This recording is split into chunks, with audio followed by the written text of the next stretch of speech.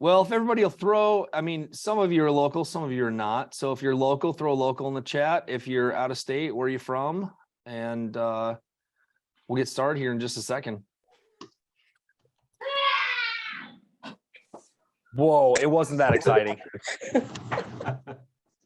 That was totally Elliot's kid in the background. I see Elliot just got on.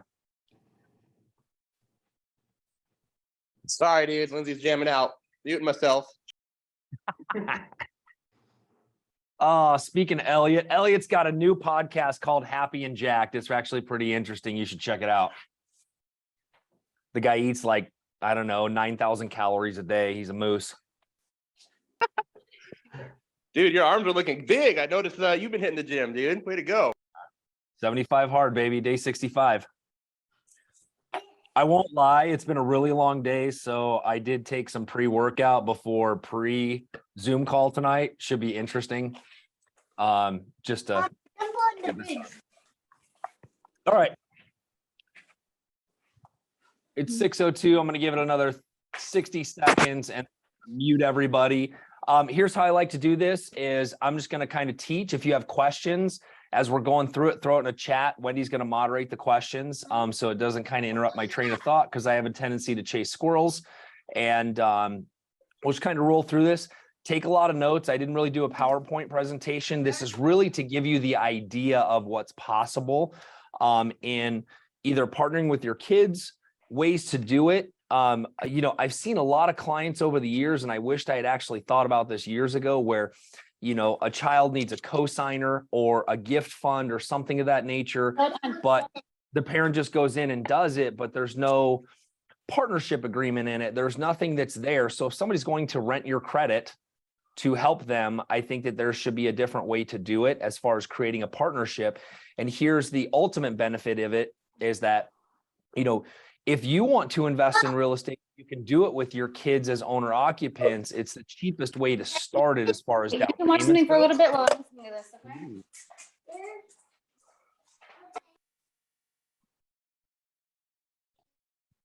All right. Garrett's got it. So it's the easiest way to potentially start in real estate and maybe even teach your kids alongside with you as to how we're going to keep that house as a rental, as a family, if they're ready to move on to the next one. So it's a great stepping stone and just kind of that teaching process. And maybe you haven't done it, and maybe this is an opportunity to do it from that standpoint, because a lot of people, they get into the myth of, well, I can't invest or I don't have the 20% to put down right now. There's so many different ways to do it. And some of you have kids that might be a couple of years out from college, and it's a great space to consider, like, where are they going to college? So like in Arizona, if they're going to NAU or they're going to Tucson or to ASU, can you partner with them to potentially purchase something and then show them how to run a business by renting it out room by room, creating some cash flow? So there's a lot of different opportunities here to create wealth, teach your kids something, and get them started on their investment career as well. And I'm sorry if I cough here and there. I'm getting over a chest cold. I always turn away from the screen like it's going to help when the microphone's attached to me. But anyway, all right. All right. Everybody's in is going to be in. If they join in late, well, if they were realtors, that's typical. 10 minutes late is on time. But we'll go from there. All right. How many have kids? I guess I should ask that question. How many have kids? Right? All right. How many have too many kids? I could waiver one too many kids. Hey, Wendy's including me in the 3 kids. Some of you know me that I am the 3rd child without a doubt. All right, let's start out here. Okay, your children have this piece where I'm going to use Christian, my oldest, as an example right now. He's had a good job, has some good income right now. Is he ready to move out yet? Probably not, but we're working with him on his credit. He's got his first credit card. We're watching that and helping him make sure that it's being paid off every month and kind of building his credit. Now, and Andrew, if you want to chime in on anything as well, Andrew's one of our preferred lenders. In this scenario, let me know, Andrew. So Christian's got good credit, and he would be a first-time home buyer that might qualify for different things based on his current credit and income. Now, he might need a cosigner and he might need a gift of down payment. But rather than gifting something like that, the conversation should be, as parents, how do we get you into homeownership, but not just homeownership? How do we get you to the investment path? Because I bet if I asked the question amongst all of you, I wish somebody would have done this with me when I was 18 or 20 years old and showed me how to keep these properties, because I believe we would all be in a different spot at the ages of 50 and 60 with our kids now, right? I know I would be, even though my dad tried, but it wasn't in this direction. But showing them the path. You know, right now I've got some young guys that I'm working with on their path where they're buying their first home at age 25, but they're not just buying their first home, they're actually buying their first investment property. Some of them are renting out rooms. One guy I'm working with right now, he's renting out 3 rooms in a house that he just bought. He's actually going to cash flow $300 a month on his mortgage in the house that he's living in by doing it this way. So some people will think, well, I can't afford it. And it's not that you can't afford it. It's that we have to think outside the box and show them there's a different way and work with them. And if we're working with them in the partnership, which is, hey, I'm more than happy to help you get into a house that is going to be a family asset or a partnership.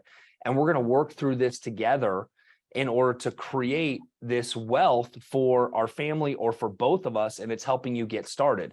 Because I know that a lot of parents will gift. So when you're in that FHA conventional, you can get a gift of a down payment from a family member to help them get into the house. So some of us do have that little bit. And by the way, the down payment on FHA is about 3.5%. In the current market, we can typically negotiate the closing costs into the sales price. So in a $300,000 to $400,000 home, it's going to cost somewhere between $9,000 to $12,000 in out-of-pocket cash to get in. Now, that's if your children, you know, this is part of the equation. They've had income or they've had a job. And Andrew, do you want to chime in for a second, just as like job history? Is it still that 1 to 2 years of job history, or what does that look like? So we look. Oh. So we look at a 2-year job history, but the nice thing with kids is we'll actually use like a diploma or like a certificate. Like let's say they went to a trade school. We'll use a certificate or a diploma to suffice for employment history. So you literally could graduate college and get a job in day one with a W-2 income, salary or hourly, and use that income right from day one. Awesome. Perfect. Thank you for answering that. So the other thing too is that with a cosigner, so that's one way with a gift, right? That they could qualify on their own. Now, let's say they only qualify for $200,000 and they need a cosigner of a parent in order to increase the income and take that over. That's where you might come in with a cosigner where we can actually buy a higher price point house, still with a minimal down because they're still the primary on it. And then you're just a cosigner on that, but then you're trying to work with them as to how this is going to work. It's not just their house. Same thing with the gift fund when it comes down to getting them into that mindset of this is what we're doing as a business opportunity and a long-term opportunity.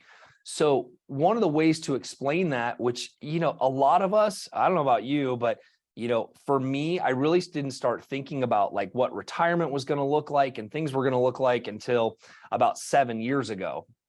And there's more and more kids that I'm trying to have conversations with in their 20s about what it would look like in their 50s if they owned a couple of rental properties that would be really close to being paid off. And I think we can all agree that a lot of us wish we had taken that path and somebody would have had that conversation. And that's why I wanted to do this with you guys, is to show you what the path is to help your kids not just see getting into home ownership, but getting into owning real estate as a means to an end for retirement. And this is just the starting conversation, right? This is planting the seed and the idea for you so that you can start having those conversations with your kids. And somebody like Andrew, and Andrew, if you'll put your information in the chat, can have that conversation like, hey, what do my kids need to start doing? What does it look like for them to go through this process if they've had a job or they're getting a job? And, this is where we start looking at, how many parents are contributing towards dorms, apartment rents, all these things that is just putting money in somebody else's pocket, right? But if you could use this plan, you could potentially not be wasting money and partnering with them and having an asset on the other side. And so here's the other benefits of that, is that you've got some tax benefits, right? So the child is actually getting, depending on how you take title, and there's some other things we'll talk about in a second, there's some potential tax benefits as well going forward with it, depending on how title and some of those other things are utilized in this situation. So I want to open it up for a second because we just kind of went through a lot and see if there are any other questions. Is there any questions in the chat? No? Everybody good? Okay. So let's just kind of work through two different scenarios. The first scenario is when you do this with your child, I want you to consider your child a partner. Okay, we're not talking about, all of our jobs is to get our kids to 18. After that, it's like, hey, now we're going to partner on something. I don't owe you anything. My opinion, Wendy's opinion, that's where we're at, that I don't owe you anything after that, but I do want to partner with you to help give you the step up in this. And this is how we're going to do it. And so it's kind of laying out a plan, discussing with it and knowing, can they be responsible with this piece, because it's going to be both of ours. Now, some kids may be like, I don't want anything to do with that, because then mom and dad have a say so in things. Those are all discussions to have, right? They're really important. It's kind of like when you create a partnership, the best thing to start a partnership is with the end in mind, which means what happens when it's over, right? So when we get divorced or we break up this partnership, what does it look like? Right. And the end goal for this as a family is to really look at it as, hey, I'm going to help you get into the first home, which is going to be our first investment property. I will put up the down payment as a gift, which means I'm getting an equity position in it. And if I'm co-signing on it, I'm also part of this and part of the say so. Now, with that comes the partnership agreement. So what happens with that partnership is you start to create documents or checklists or something of that nature of, hey, I put X amount of dollars into the house and you need to match it, or, whatever that looks like. So you're really keeping tabs on what's happening. And it's kind of like a monthly meeting or a quarterly meeting about what's going on with the house.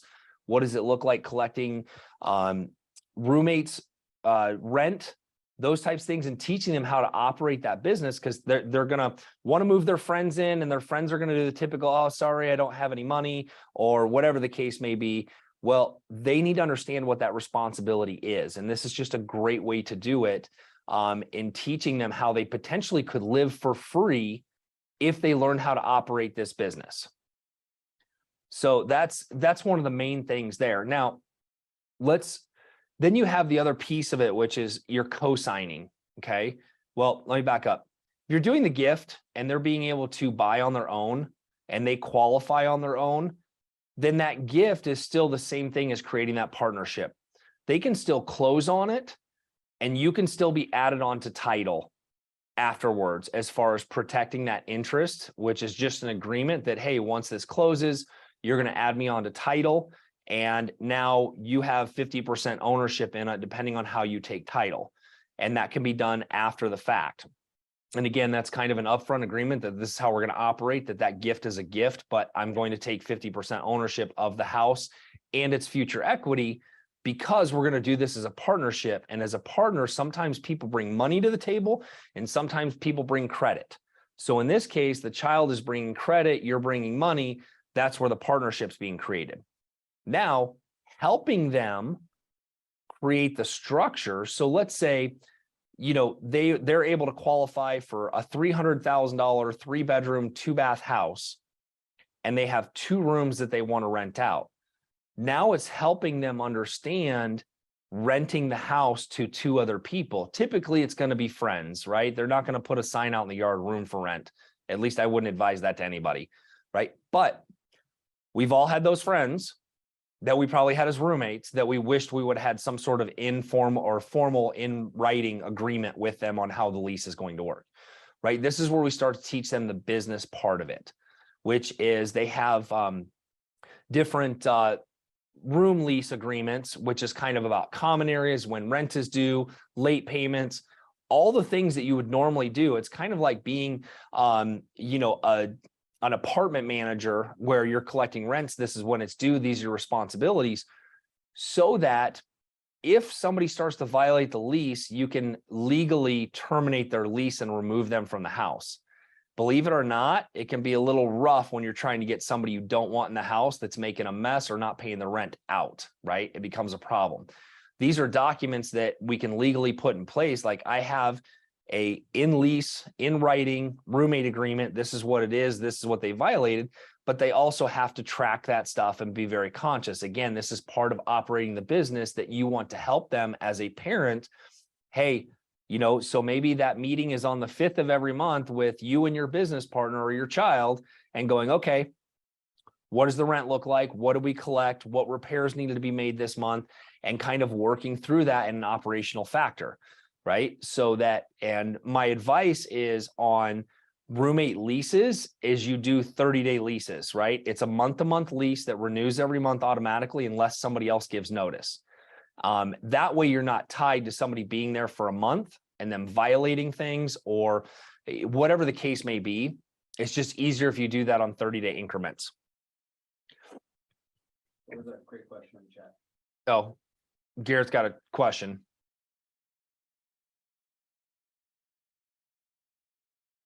Oh, I didn't show you the question, sorry. Oh, she's got to show me the question. It's actually from Terry. She says, are you having an attorney drop your documents or doing it yourself? And are you creating an LLC or a partnership? Okay, hold on before we get to the partnership LLC thing. Documents on, as far as, so you might be asking two different questions. The partnership with the kids is something typically we do, just kind of drafting. It's just an operational agreement. We haven't talked about LLCs yet, which we'll talk about in a second. That gets a little bit more complicated. As far as the roommate leases, they're pretty prevalent online to grab a roommate lease from something. We haven't found anything great because I haven't rented to roommates, but it's something that my new clients are actually finding some different documents that they're using for the roommate leases.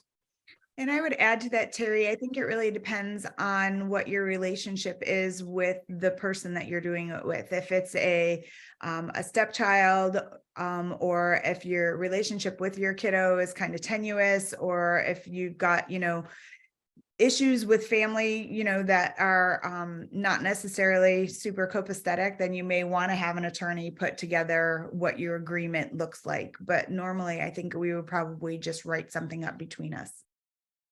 And everybody, this is my wife, Wendy. She is chiming in for, I think, the first call. This is the third one we've done, or fourth one, but she's chiming in and giving her expertise since we're going through this with our own kids right now. Thank you, Trisha Carver.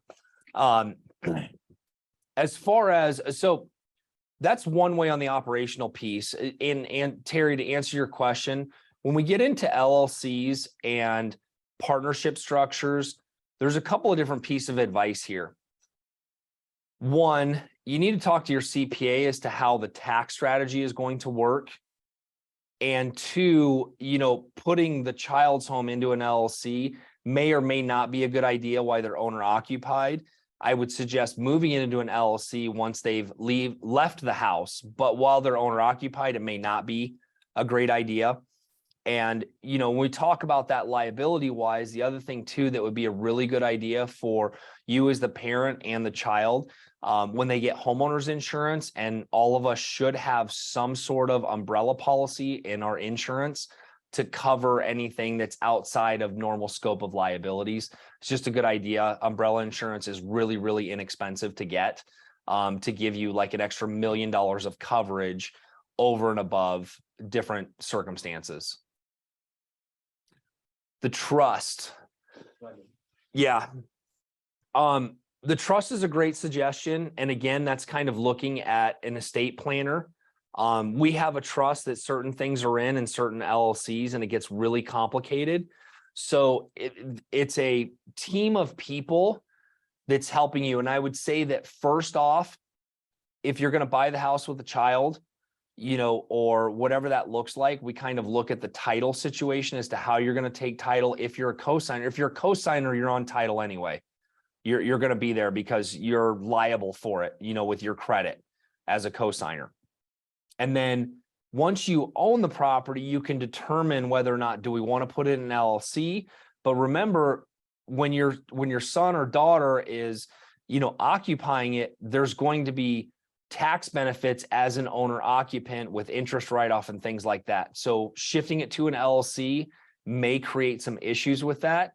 So while they're owner occupant, we don't want to do that, right? We do want to account for the rents as far as income goes, but we don't want to go through and do an LLC early on. That comes in this next step is that, when the child is ready and this rent really well, and that's part of like looking at cash flow and the other things is like, hey, we want to do this again. Imagine if you were able to do this 2 times during their time in college. You had one house they lived in, they managed, and then they moved out. You guys kept it as a rental. That is going to be the time that you potentially want to create an LLC and put that property into, because now it's a different entity, different asset, because now it's a full-time rental and there's going to be depreciation and other tax benefits that come with owning that rental. And then, and then moving it and then doing another owner occupant where you might be co-signing and being joint on that. Does that make sense?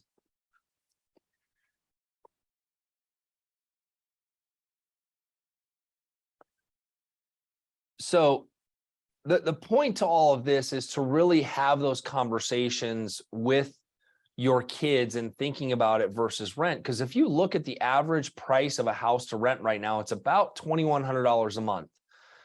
So yes, they could go get 3 friends and go rent a house, which we see a lot of right now. There's a lot of cohabitation happening, because if you look at the average apartment, it's probably about $1,500 a month. And you think about, well, we can rent a house that's bigger and we can get an extra roommate. All those roommates have to be on that lease. And a lot of times, or sometimes I've seen it where one roommate really ruins it, because if they can't pay their portion of the rent, everybody's in trouble. This way you have a little bit more control over it and you own the property, right? And if somebody's not paying the rent, we get them out, we move somebody else in. So that's the ultimate piece of the partnership. And we're really looking at real estate, wealth, life, and legacy. And if we can get this into our kids early on, along with helping them, it's creating something for both of you to enjoy in the future as far as something like that goes. And that's why, we've gone through it with our kids to show them, hey, when we're at that point, we're not ready for them to leave the house, right? But when we get to that point, we want to look at how we partner with them to do that, right? And so that we can help them get a leg up on life, and we can help them start looking at retirement down the road and understanding the power of real estate and owning it. And I say that because Wendy and I's, like, one of our biggest regrets is the little house that we owned at 7004 West Phelps at 69th and Bell. I bought it when I was 19 years old, 20 years old. I paid $107,000 for it. The interest rates were 8%, by the way. So those of you that are freaking out about interest rates right now, I bought at a higher interest rate in 1999. And granted, the prices were like a third of what they are now. So, the interest rate was 8%. We did keep that until 2005 as a rental, but then the prices shot up. And as a 23-year-old kid, I was like, hey, sweet, we can cash out $100,000. Nobody told me the tax ramification of selling it. So I had to pay some taxes on it. And to this day, I still don't know where the money went from that house. Wendy could probably tell you, maybe. It's in Pyrex. But if any of you don't know, my wife has an insane Pyrex collection. I know. And we exactly compare where money went, and we don't want to talk about it here. We compare my car collection to her Pyrex collection, and she usually wins. But hold on one second, I'll grab that. But the thing about it is that we look back at it, and that house, even if we had rode it through the down market when it crashed in 2008, and we rode it back up to 2022, that house today is worth quadruple what I paid for it, and it would have been paid off had I just left it alone. And that's a big deal for any of us, right? So imagine if, any of your college age kids that you partnered with something, a property that quadrupled in value, that's now a couple $100,000 in equity that can be pulled out, by the way. You can refinance and pull cash out of it tax-free, and then let the tenants keep paying for the loan on it, and then utilize that for other investments. This is what Wendy and I have been doing for ourselves and our clients, is teaching, like, these are all the benefits of what real estate does outside of the other investment things that a lot of people invest in, the stock market, the 401ks, and the different things. This is one of the prime examples of what it looks like from a long-term standpoint. Because, you know, if we back up again, that same house, if I partnered with Christian on that 25 years ago, and today it's worth 400,000, it's free and clear, we could easily go pull $200,000 of that, and each of us take $100,000 and go invest into another home while the tenant is still covering the mortgage in it. And so this is the power. And by the way, when we pulled that $200,000 out, it's tax-free. We don't pay taxes on that because we're not selling the property. We're just using it as collateral to borrow money to go put into something else. So it's a really, really long train, but a lot of fun to build in that way. Gary, you got something else?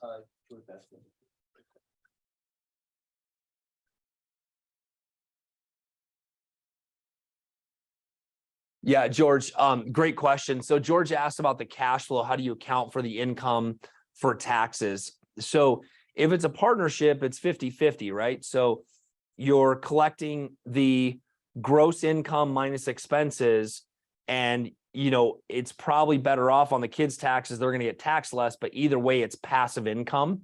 So it's taxed at a different rate. It's not taxed at earned income. It's taxed at passive income rates, which is a little bit different. So yes, you would want to claim that from that standpoint. But again, you're going to see where if we just take an example of like the client's house that he's doing, his mortgage payment is $2,500 a month, all rents included, he's going to cash flow about $200 a month. Now, that's probably not going to cash flow $200 a month by the time he pays utilities and things like that.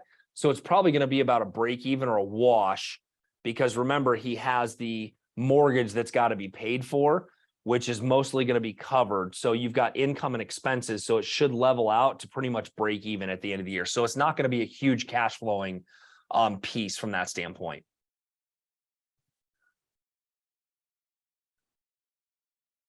College students, we charge a semester. Yeah, we used to get all of our money up front before they moved in. So they would sign their leases in June to move in when the semester started. And before they could move item number 1 into the house, we got semester number 2 paid in advance. So we That's had awesome. to hire, and then so if they stayed for the summer, they had the option to stay for the summer, or they and pay, or they had to get completely out of the house and we'd rent it to someone else for the couple months of the summer, or we'd get in and that's when we'd do repairs. That's great. One thing I might add to that, thank you for that. One thing I might add to that with college is you do get a premium. You know, we own one patio home in Tempe that Wendy renovated, and we actually converted from a 3-bedroom to a 4-bedroom, and we converted from 2 baths to 3 baths. And that one we're getting about double market rent on. And, you know, you kind of look at things, you know, in different lights. With like in Tempe, we were really looking for to appeal to the more female crowd, because we knew they'd be a little easier on the property. And so we kind of made it Instagram pretty, and we did a really well, Wendy did a really nice job with it. I didn't do anything. I just found the ugly duck. But that house, we get about $3,800 a month in rent from students. But here's the cool thing in college is that a lot of times, well, most of the time, you will get parents that will co-sign on that lease so that they're responsible for the rents and things like that. So whenever you're dealing with college, you definitely want to go after the parents to make sure that that's secure from that standpoint. Yeah, we had parents sign the leases. Yep. Absolutely. Yeah. But again, we were getting all of our money up front.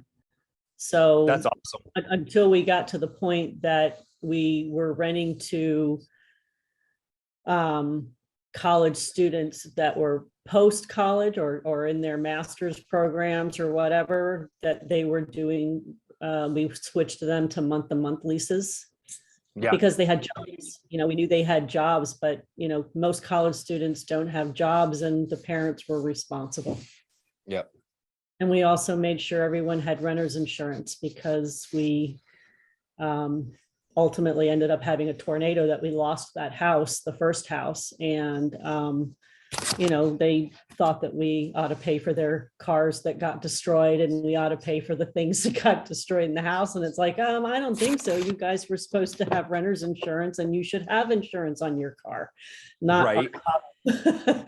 We just lost an entire house, not our problem. So. Oh, that's amazing. How did you guys, so did you do well with the college town stuff? We were 3 miles outside of town. So at first it was really great, to the point that we rebuilt after the tornado and did not have college students in our house anymore. But we ended up purchasing 2 other homes. And Nice. when we did that, we it did well, but then the college built a whole bunch of on-campus housing after that, and it got a little tougher to Got get it. to drive 3 miles. So. Got it. Well, awesome. Thank you for sharing. So the other piece too with the child and the prepping is some of you have college age kids. Some of you might be in a position that maybe you've got younger kids, right? And so, here's just some food for thought, is potentially buying an investment property now that's kind of labeled for that child down the road. It's something that Wendy and I keep looking at our portfolio and go, well, which house would work potentially for them?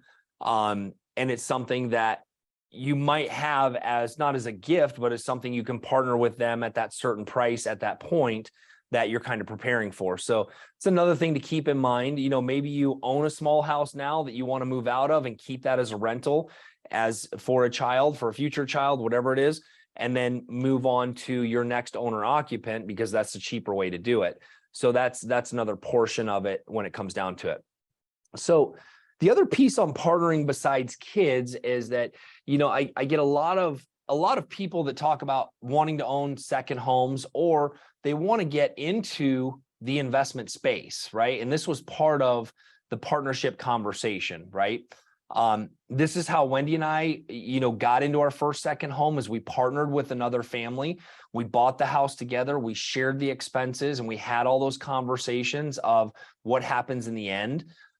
So any of you that, maybe vacation with the same family over and over again, you get along with their kids, you get along with the adults, and maybe it is a partnership conversation about, hey, we'd really like to own a second home. What if we did that together?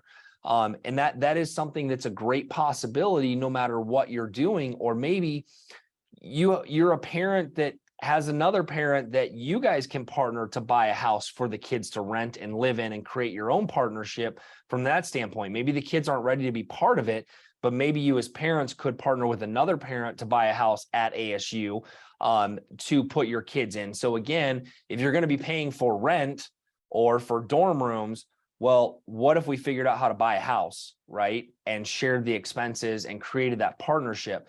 So sometimes we try to take everything on our own because nobody's helping us think outside the box and help us go through those strategies of this is possible. And can we partner with somebody or multiple people to buy that investment property that's going to make sense? If you think about, like, in the last 5 years, and granted, 3 of it was a little crazy, but think about if you had a child going to ASU in 18 and you had bought a house and they graduated in 21, what would that house look like, from that partnership standpoint, or buying it from that standpoint? So it's thinking about not just what it is now, but what it could be in the future from an investment standpoint, right? So we look at like our Tempe one, could it be a furnished midterm rental? There's a lot of traveling nurses. Could we go in and furnish it and create a different investment type on it if we had kids there? So there's all kinds of different investment strategies, not just the long-term rental piece, although I feel that's the easiest, most hands-off type rental, but you can get in some other lucrative things with VRBOs, long-term or midterm rentals, where you're just furnished renting it out, month to month, or 3 months at a time, 6 months at a time. So there's a lot of different things that real estate can help you with and accomplish on the wealth building side. And more importantly, it's a great asset class to be invested in when you look at all the different types of economies. I mean, housing has remained steady throughout it all. You know, you go back to 2008, you know, if you owned a home in 2008 and you had a regular loan on it, yeah, it went down, but if your payment stayed the same, it really didn't make any difference what the value was, because you're going to have to pay somewhere, right? And those people that rode out the 2008 storm, they did just fine when it came back into, you know, the next decade once we were out of it. So that's some of the benefits of owning real estate, is just letting it ride, because majority of the time the payments are covered, the mortgage is covered. Yeah, you're going to have some bad days in the stock market. That's what I call it, when an AC unit goes out. But we try to save for reserves. And for those of you that might be concerned about big expenses on rentals, you know, one of the things I've realized over time is that there's really only two major expenses in a rental property. It's the roof and the AC. Unless you buy something really old and you might have some plumbing issues with underground plumbing, but the roof and the AC are your two biggest concerns. And a roof on an average home is probably about 10 to 12 grand if it's comp shingle, and an AC unit on the average home is about 5 to 6 grand. Those are your two biggest expenses. And if you replace either one of those or both of them, you're probably only going to do it once in your lifetime of owning that home, unless you get a 2010 hailstorm like we did here in Phoenix, and it trashes everything and you get it all replaced.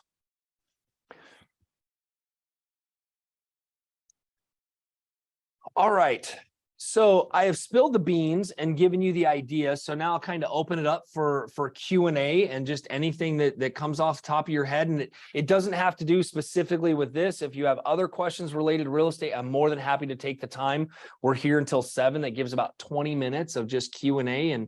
And what else can I help you guys with?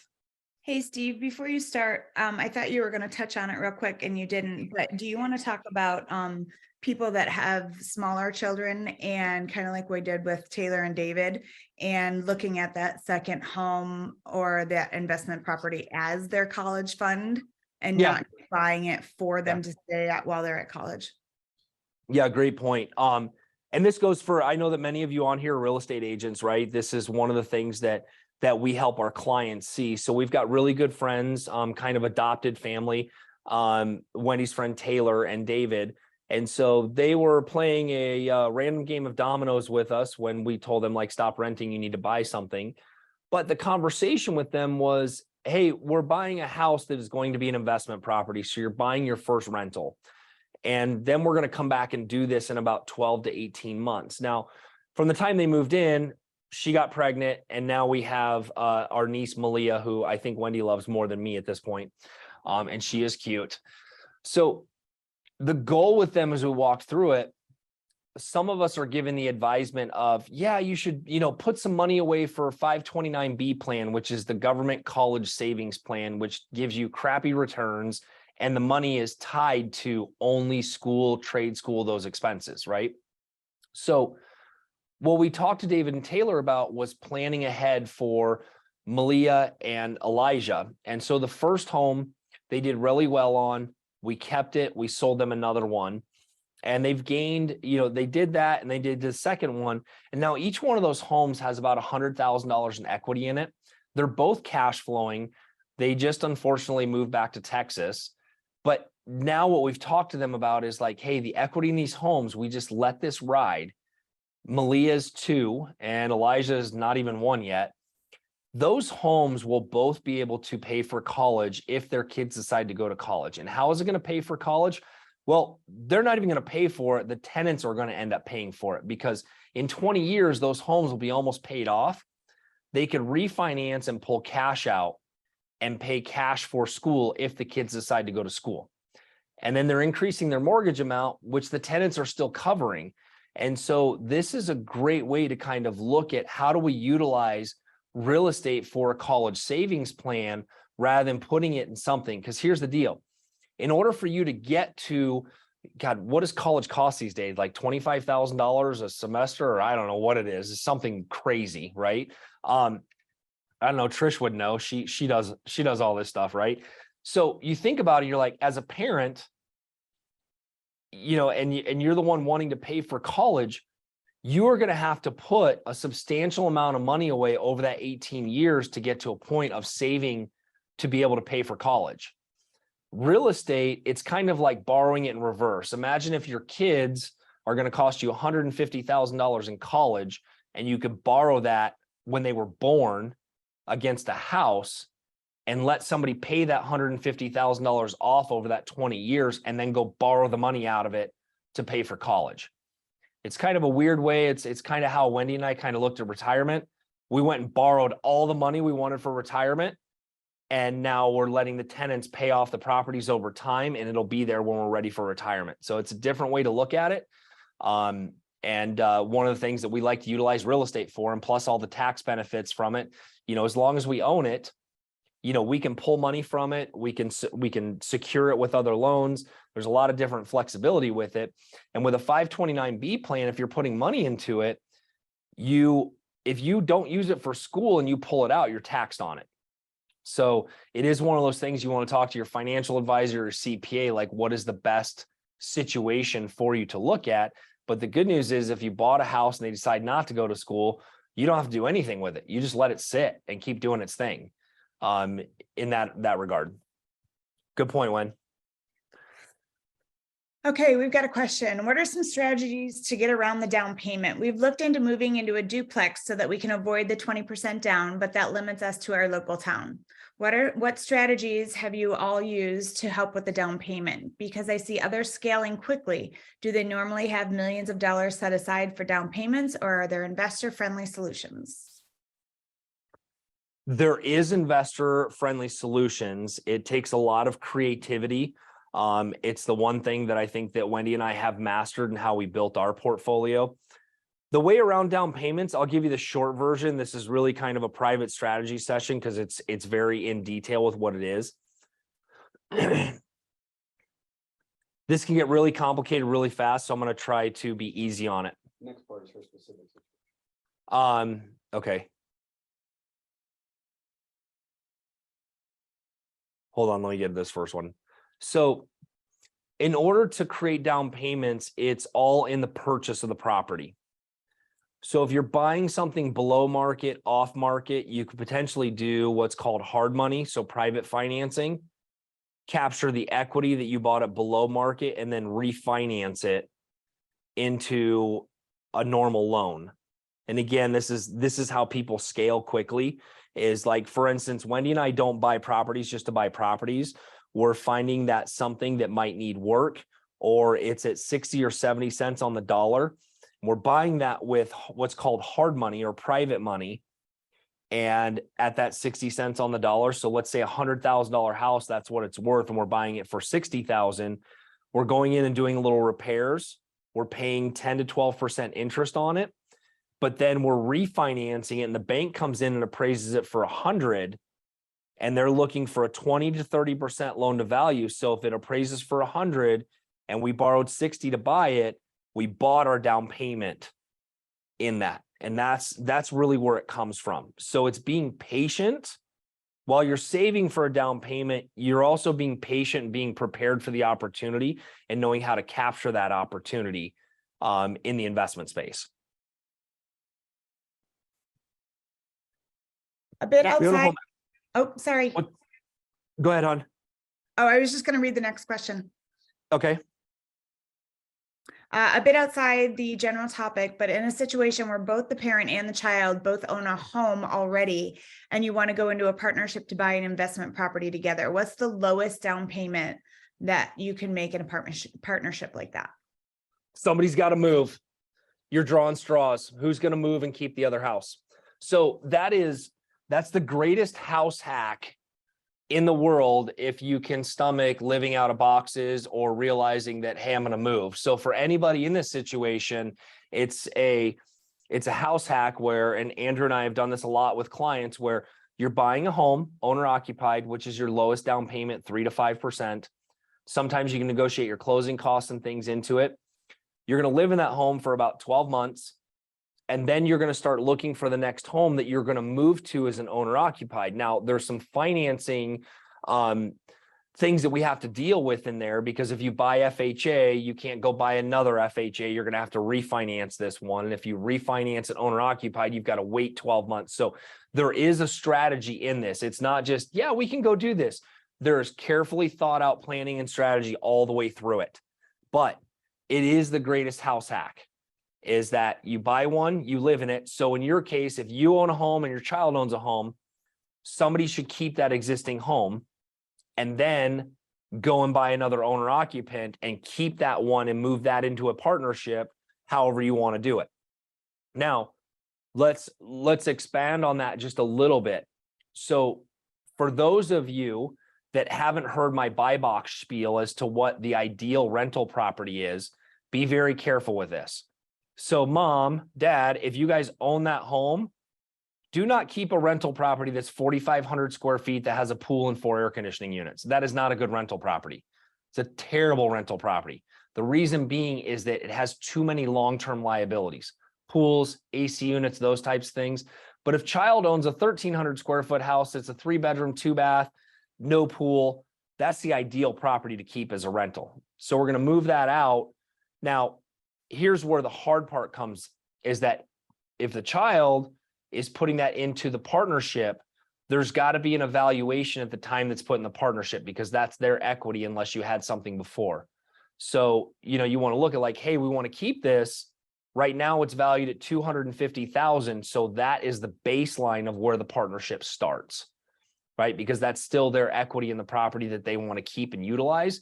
And by the way, the other step to that, which we did on, I think it was the call before last, was this exact thing. And you can, this video is on my YouTube channel, was the 9 steps to keeping your primary residence as a rental before you convert to a rental property. Because one of the things that's really important is that if you have a lot of equity in an owner occupied property, before you move from there, you want to set up an equity line on it. Because once you move out, it's really hard to get an equity line on an investment property. But owner occupied, you can set that equity line up. It doesn't cost you anything. It doesn't cost you anything for it to sit there. It's a line of credit attached to the house. We just want to not use that to consolidate debt and buy boats and things that people were doing in 2008. It's there to be able to move the equity from one asset to the next. And it gives you some down payment and some reserves if an AC goes out or whatnot. So that is one of the steps. If you do own an owner occupant home, before you move, you want to set up that equity line. It's almost like you're psychic, because the next question is, we own a home outright, so free and clear. Currently, it's rented out. It's passive income. You touched on it a little bit ago. Could we put a loan on that one and use it to buy another one that might be a good rental or flip? Yes. Yes, you absolutely can. The hard part is that you do own it free and clear, so it's creating income. And I'm just going to take the baseline on this. So if we took the medium home price in Phoenix, and let's say your house is worth $450,000, it's free and clear, you might swallow at the fact that, or choke, sorry, not swallow, you're going to choke on the fact that the interest rates are like 7% on investment. Andrew, am I close to that right now? Okay. So if we walk through the numbers, you take a $250,000 home and you go and borrow against it. And let's say that house is a $2,000, you're getting $2,000 a month rent, and you go and borrow $250,000 at 7%. Your mortgage payment's going to be about break even, because now you've got a principal and interest payment of $1,663 plus taxes and insurance. So you're break even there. But my question is where can that $250,000 be placed in other properties? And I think we're in a market where there's opportunity. The prices have come down a little bit. They're not dropping, just so everybody knows, no Chicken Littles in here. We're not heading for a crash or anything like that. Here's the crazy thing. If you had that availability of $250,000, tenant is still paying down that property, but now you can go utilize that, and technically 250 grand, you probably get 2, almost 3 down payments on 2 to 3 more rental properties. Now, some people are like, yeah, but we had passive income over here. Well, let me ask you a question. if you're working and you're not relying on that passive income, how good is that, say, $18,000 doing for you every year, right? How fast is it growing? Are you able to put that $18,000 somewhere where it's growing by 5 to 6% a year? Well, $18,000 at 5% annual is $900 rate of return. Okay.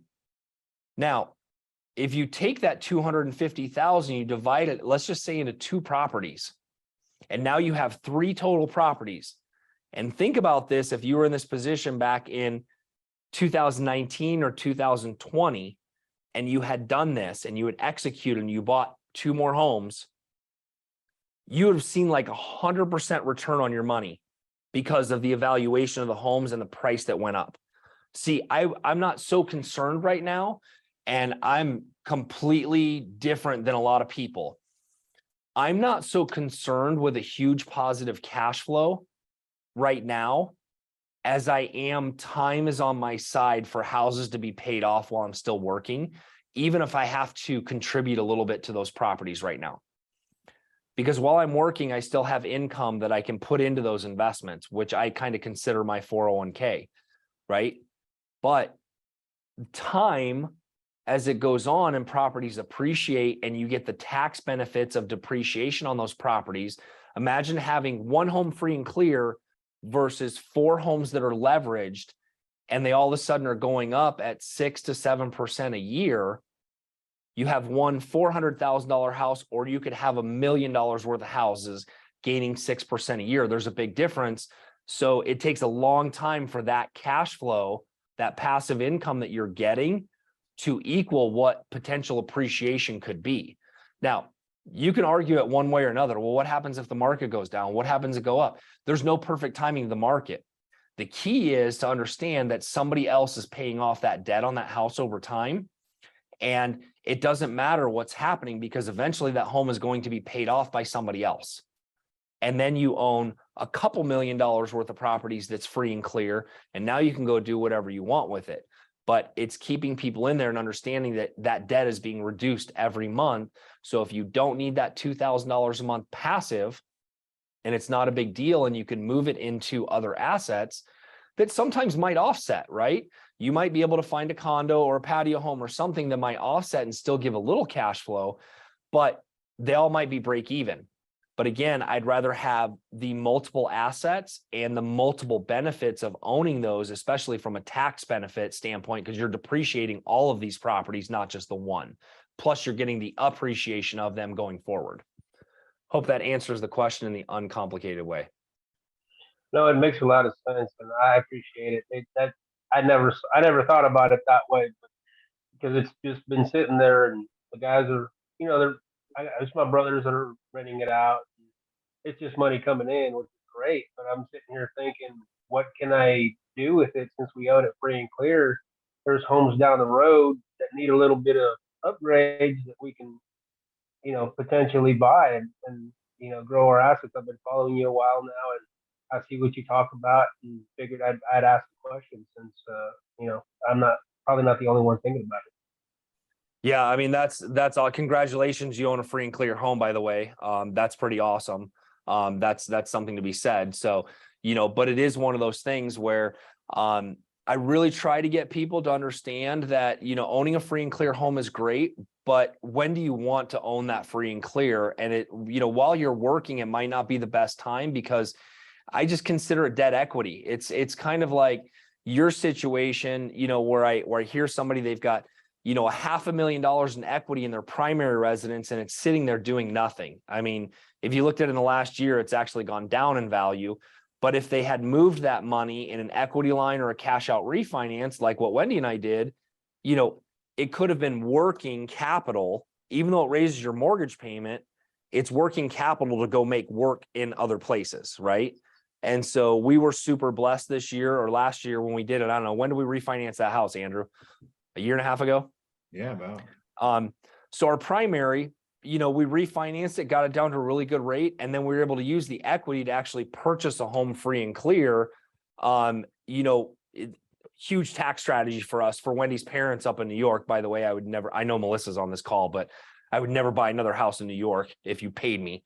I've never seen such ass backwards people, Melissa. But so Melissa's hiding under username. That's why she's giggling over there. But it's and Melissa was our realtor in New York. She did an awesome job, but the process up there is crazy. It took 3 months just to do title because they seriously still use microfiche. Don't get it. But anyway, some of you aren't even old enough to know what microfiche is. That's how old I finally am. All right, we got more questions, hon? I had a thought. Yeah. One of the things that Dave and I have been thinking about doing is the possibilities of purchasing something with my 2 kids and his nephew. And it probably, it would be almost like shares, if they have $2,000 to put in, or this one has 4,000 or this one. So we'd have to figure out, when you talk about a partnership and taxes, I'm guessing the taxes would be a nightmare, but we would have to figure out how many shares each of us has in this property, and ultimately what to do with it. Percentages. Say it again. Percentages. Yeah. Yeah. So I mean, if you just like take easy numbers for a second, so you and your husband would be one percentage ownership, 2 nephews and a son, right? Sons and a nephew. Sons and a nephew. Okay, so 4 total partners. Mhm. So you're looking at, if you guys put in $10,000 and they each put in $5,000, there's a percentage. Mhm. Okay, so whatever that percentage works out to be. Now, when you file taxes, if that's a rental property, everybody's getting a K1 distribution to their percentage Gotcha. for depreciation and things like that. So it's all filed. One of the things you have to be really careful with on how you do that with title and everything, and you can do this in the deed restrictions and on the deed for specifics, is one of the things that's really crazy is looking at how you structure it. And I did this the wrong way. When we bought our second home with a partner, we created an LLC and put our names in the LLC, so it was just one entity.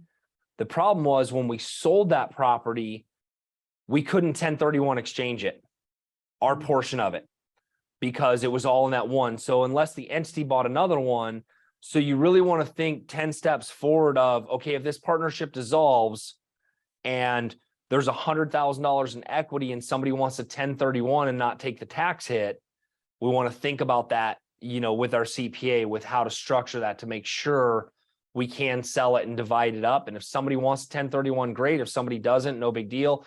But you only have that ability if you are all on the title in that way with your percentages. Okay. Yeah. Cause the thought of one of my kids moving into an actual property is probably not going to happen. So we would just be purchasing it as an investment property, which I'm assuming is 20% down. Mm-hmm. So if everyone's throwing their share in, we can do that. Mm-hmm. And they happen to all be contractors. So if it needs work, that's easy.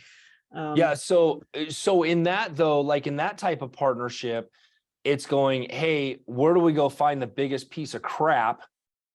And your contribution to the partnership is trading work for shares, right? So they're bringing up the value and they're doing sweat equity in it, which is great, make them work towards it, because they're going to do the things knowing that, hey, the work that we're doing is increasing our shares and our value in the property.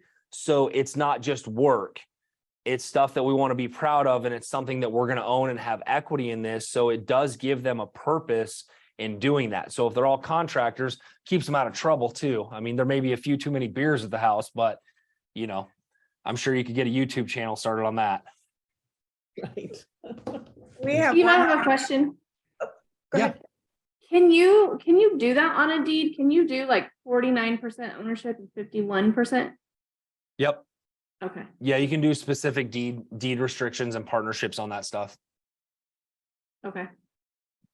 One last question, and you could probably do a whole call on this. Another off-topic question, would you recommend taking money that is in a Roth IRA out and invest it into real estate as a down payment on a property? I think I had this call with Trisha Carver this week. So this is a really good question.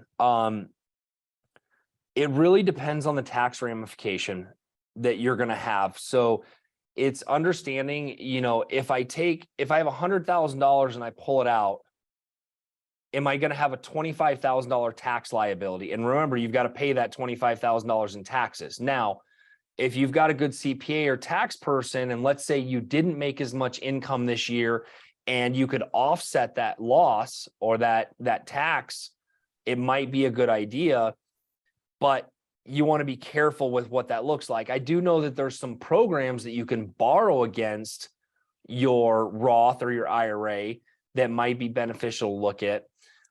The other thing is that you potentially could convert your Roth or your 401k into what's called a self-directed, which you can do some real estate out of, but you have to have a certain amount to go in there. And there is some different classifications that I don't know. And again, you're really going to have to check with CPA or a tax advisor to see like what's the benefits. If I pull 100 out and I lose 20 and I've got 80 left, can I make up for that 20 by owning a house versus what I'm gaining in, you know, my IRA, right? Because I know some IRAs lost 20% last year, right? So, you know, you got to be careful with what that looks like. So here's kind of some numbers on that. Because when you're investing in a Roth, if I remember correctly, sometimes I get these confused, right? It's before tax, right? So you're going to get taxed on it down the road when you retire and you start pulling out. Now, other way around, other way around. On the way in. Tax on the way in on a Roth, tax Yeah. on the way out, tax on the way out on a non-Roth. This is exactly why I'm not a CPA. The Roth, you can take money out of up to, you can take money out that you've put in, but you can't take money out that they've given you an interest. See, there you go. Answer solved. So if But- you've got in a Roth, you've already paid taxes on this. You're not going to have a tax ramification unless it's matched by a company. So, you know, you want to look at that from your CPA tax advisor, get some advice on that before you do it. So Dave is saying too, that you can pull the money out No, you of, don't pull the money out, you throw it into a CD. you put it in a CD And and you then, borrow against the CD, you pledge the CD for your note. All right. Paper is a lot better than a building. I mean, you know, if you lose paper, you lose paper. If you lose a building, you're screwed. You got no place to live. Right. What was the last question, babe? Was there another one? No more questions, Wen? That's it. Cool. Okay, Wendy doesn't know this, but I want to let you know. I mean, you guys have all signed up. You've got the email list. Next month, I don't know the exact date. Actually, I'm just going to set it because Wendy and I are both here. Is this apparently something Wendy should also put in her calendar? Yep. Okay.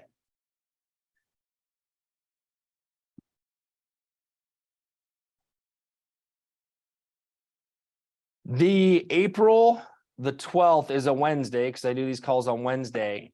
Wendy and I are going to go through renovations, fix and flips, and some costs that you might want to know for the things that you're doing, and just some things to help you understand what it looks like in the renovation process or rentals or flips and some of the different things we've experienced. If you guys don't know, Wendy's the licensed GC that runs everything on the back end for us. She's the one that makes everything look pretty, and she's the one that knows all the numbers when it comes to construction and moving things around. And so we're going to open that up and give you guys some insight as to how we're operating on the renovation side and what we've put into houses and what we've learned over the years with doing this one, which might be some great insight for you guys. There, Okay. solved it, Garrett. All right. Some of you have hidden behind the camera. Said April 12th for that. Yeah, April 12th. And you'll get a replay of this call. You'll also get a reminder of the next call as well, since you guys have signed up here. Couple other things that just some announcements I wanted to make here is the other place that you can go for lots of different updates and things that are happening coming up is Steve D. Valentine is my coaching and private site.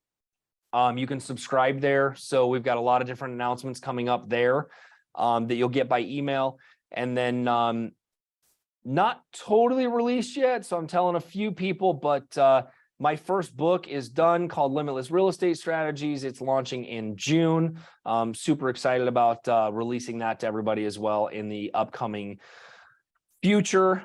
And I would love it if you guys would show out a shout out on social media, on Instagram, tag me in it if you got anything great out tonight. And I appreciate y'all for showing up. And Instagram, Steve D. Valentine. That's where you can follow all the shenanigans here and follow Wendy for the pretty stuff at Wendy Valentine on Instagram.